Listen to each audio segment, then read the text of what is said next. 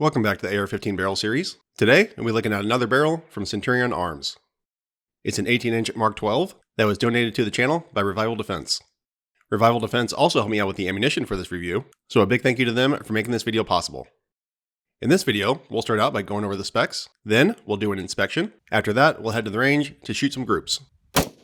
The barrel is 18 inches, made from 416R stainless steel, with a proprietary chamber optimized for Mark 262 ammunition, with a 1:7 twist, 0.750 inch gas block journal, half by 28 threads, and is contoured for use with Ops Inc. suppressors. The barrel also has a gas block alignment notch that's compatible with Centurion tabbed gas blocks, dual gas block set screw dimples, a T-marked taper barrel extension with M4 feed ramps, and the gas port is chamfered, which is a nice little detail that I like to see.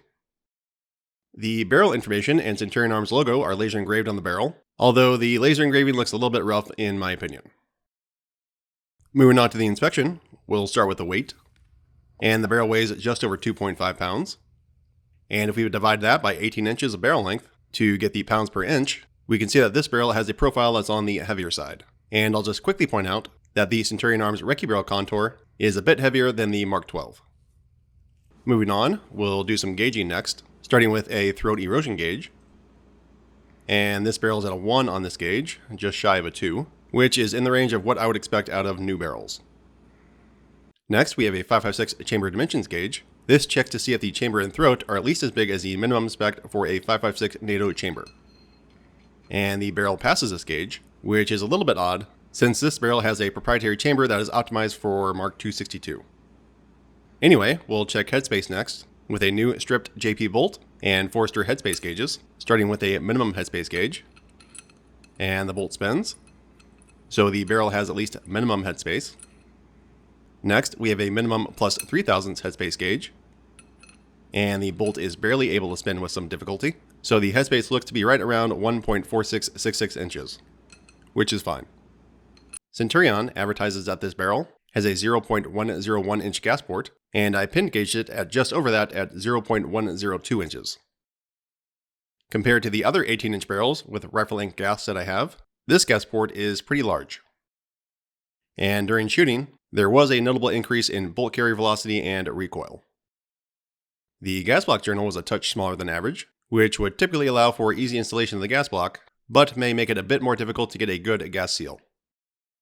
Also, the Mark 12 gas block that I got with this barrel didn't fit. The tab was too wide. I tried it on multiple Centurion barrels, and none of them were able to accept this gas block.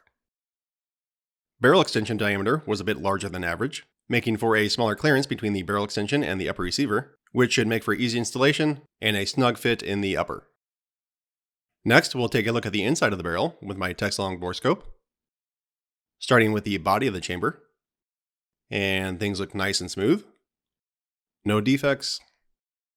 And everything looks great. We'll take a quick spin around the neck of the chamber. And again, everything looks great. No defects that I see. And everything looks nice and smooth. Here is the throat. There's some burrs and some roughness on the sides of the rifling lands. This isn't too uncommon to see. Of course, it would be preferable to not have these burrs, but they seem to break off and smooth out pretty quickly most of the time. Here is a spin around the rifling. I believe that Centurion hand laps their barrels, which is nice. But the rifling looks fine without any significant defects. Here's a look at the gas port, which looks to have an internal chamfer, which I like to see. Here's the crown. And the crown looks really good. If you wanted to be nitpicky, there are a couple of really small rough spots, but the crown looks really good. Next up, we'll go over barrel break-in and the shooting setup. Centurion Arms states that their barrels require no further break-in, so no barrel break-in was performed. The barrel was mounted in an upper receiver from Bad Attitude Department, with a bolt carrier group from Classified Defense, and an Expo Arms handguard. The barrel nut was torqued to the manufacturer's specifications. To increase rifle stability, the handguard was fitted with a 3-inch front bag rider, and the stock was supported by a rear bag. The SBR lower uses an A5 buffer system, with an A5-2 buffer and Sprinco green spring. No muzzle device was used to prevent possible interference. The 2-stage trigger was provided by AR Gold. Scope is a 6-36 by 56mm that was provided by Vector Optics. A Garmin 0C1 Pro chronograph was used to collect velocity data. A Mantis X10 Elite and a shooter's global SG pulse were mounted to the rifle to keep track of rifle stability and detect any possible shooter-induced flyers. Groups were measured using the Ballistic X app. Each group is 30 shots, fired consecutively over about 4 minutes. This simulates a match or other practical type scenario where the barrel will get some heat into it, and also gives us a decent sample size to work with. Between each group, I used a chamber chiller and leaf blower for cooldown. Distance was 100 yards. Wind was monitored with a ribbon. Point of aim was a small circle at the bottom of the target. Point of impact was set a few inches higher to preserve the aiming point. I'll be shooting 4 groups with this barrel. First will be Black Hills Mark 262 Mod 1-C 77 grain Sierra OTM, which was provided by Revival Defense. After that will be IMI Razor Core 77 grain, followed by Federal Gold Medal 77 grain Sierra Match King, and last is PMC X-Tac 62 grain M855.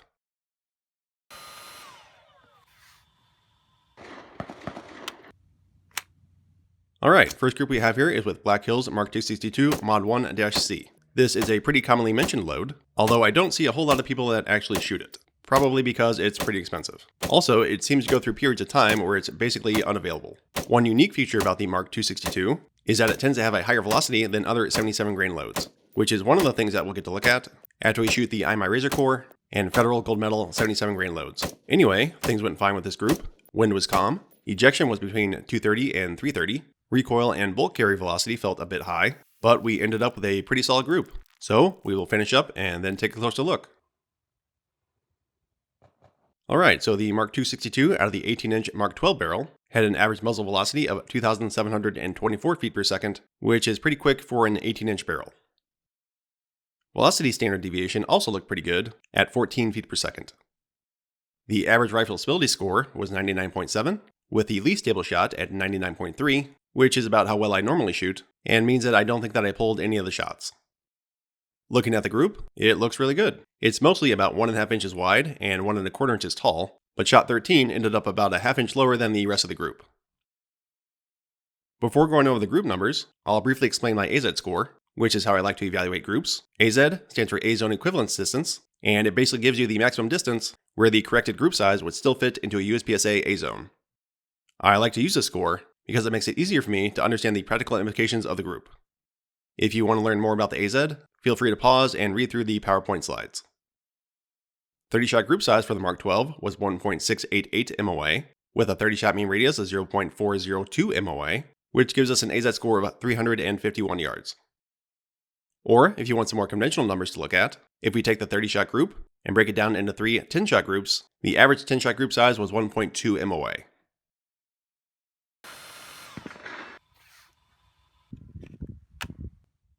Alright, the second group that we have here is with IMI Razor Core 77 grain. This is often stated as being a Mark 262 clone, since it uses a 77 grain Sierra Match King bullet, and the advertised velocity is the same as actual Mark 262.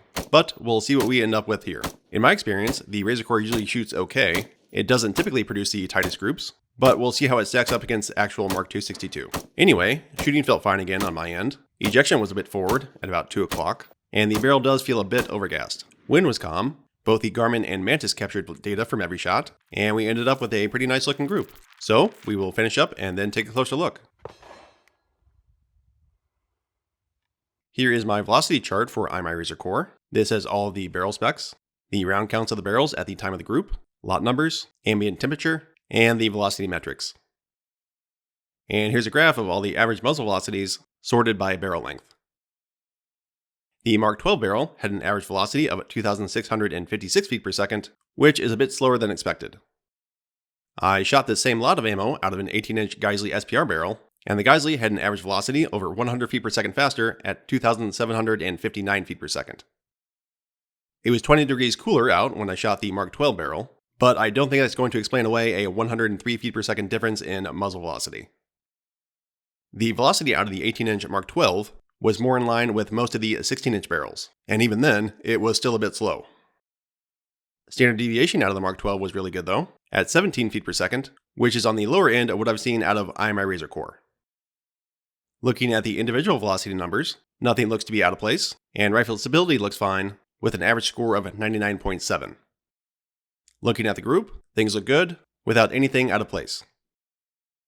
30-shot group size came in at 1.731 MOA, with a 30-shot mean radius of 0.483 MOA, which gives us an A-ZED score of 292 yards. The 10-shot subgroups were very consistent at 1.3, 1.4, and 1.5 MOA, and ended up with an average 10-shot group size of 1.4 MOA. Here is my leaderboard chart for IMI Razor Core. This has the barrel specs, round count on the barrel at the time of the group, lot numbers, and the group metrics. I do my best to keep things as even as I can between the different groups, but keep in mind that not everything is perfectly consistent, but I'm doing the best I can with what I have. Anyway, here's a graph that is a little bit easier to look at. Out of the 27 groups that I've shot with this ammo, the Centurion Arms MK12 is in second place, behind the Krieger, which I did a video on last week. So again, another solid group for the MK12. There are also a few other Centurion Arms barrels on this leaderboard, in 3rd, 8th, and 18th place, just to point those out. Anyway, next up we have a Federal Gold Medal.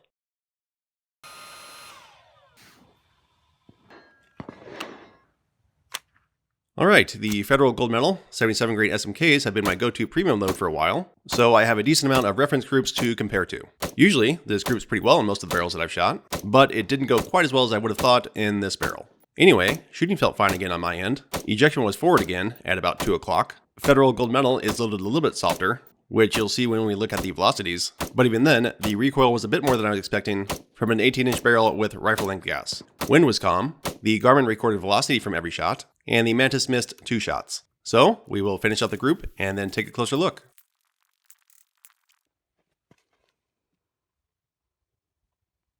Here is a quick look at all my velocity data for the Federal Gold Medal. And here's a graph with the average muzzle velocities separated by barrel length.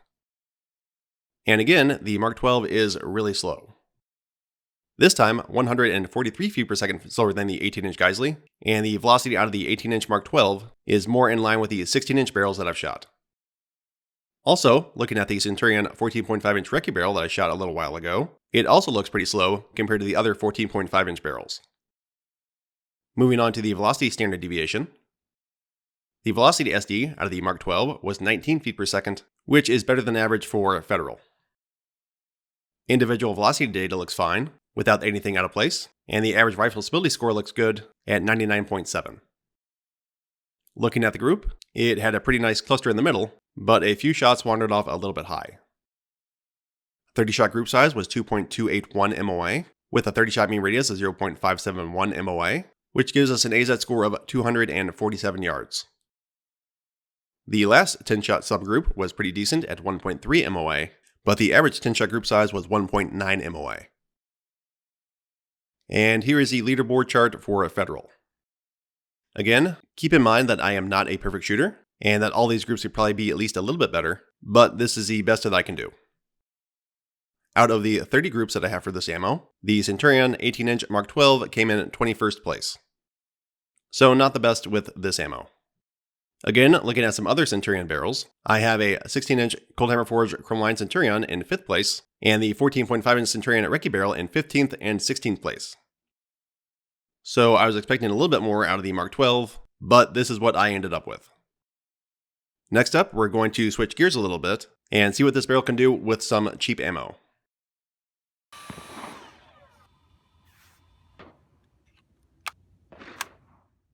Alright, we have PMC X-Tac M855 62 grain green tip. Obviously, this ammo isn't exactly known for grouping too well, and I'm guessing that most MK12 barrels probably don't shoot a whole lot of this type of ammo, but this should help to illustrate why it might be worth it to pay a little bit extra for a premium 77 grain load. Anyway, there weren't too many surprises with this group. Shooting felt fine on my end, wind was calm, ejection looked a little bit better, mostly at 3 o'clock, but it varied a little bit. The Garmin captured velocities on all the shots, and the Mantis only missed 1 shot. And we don't end up with the tightest group ever, but there weren't any crazy flyers or anything. So we will finish up the group and then take a closer look.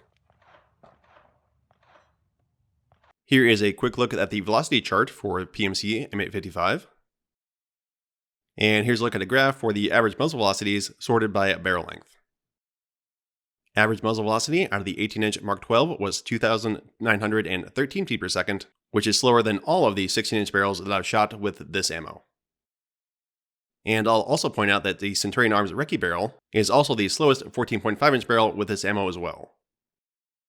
So this seems to be a bit of a pattern across multiple different loads and multiple Centurion barrels. The standard deviation out of the Mark 12 was the best that I've recorded so far with PMC M855 at a very impressive 13 feet per second. Both the individual velocity numbers and rifle stability look fine to me. And looking at the group, nothing looks to be wildly out of place. The 30-shot group size was 3.180 MOA, with a 30-shot mean radius of 0.855 MOA, which gives us an A-ZED score of 165 yards. The 10-shot subgroups were very consistent, and the average 10-shot group size was 2.9 MOA. And here's my leaderboard chart for PMC X-Tac M855. And again, keep in mind that this is all done with a limited sample size, so any individual barrel may do better or worse than what you see here. Out of the 15 groups with this ammo, the Centurion Mark 12 landed in 7th place, which puts it at about middle of the pack for this ammo. Here's a quick look at all the targets we went over today, and we'll also take another quick look at all the numbers. As I stated earlier, Mark 262 is pretty well known for having very high velocities for a 77 grain load, and looking at the other 77 grain ammo that I shot through this barrel, that looks to be very true. The Mark 262 was about 70 feet per second faster than the IMI Razor Core, and about 280 feet per second faster than the Federal Gold Medal. It also had the best group by a pretty decent margin, so that was pretty neat to see. That'll do it for this one. I have some preliminary results from an M193 video that I'm working on that I posted on my Patreon. I've also posted groups from a couple of other barrels that haven't made their way to YouTube yet, so feel free to swing by there if you're interested. If you could like, comment, and subscribe to help me grow the channel, I'd really appreciate it. Thanks for watching. I'll see you next time. Later.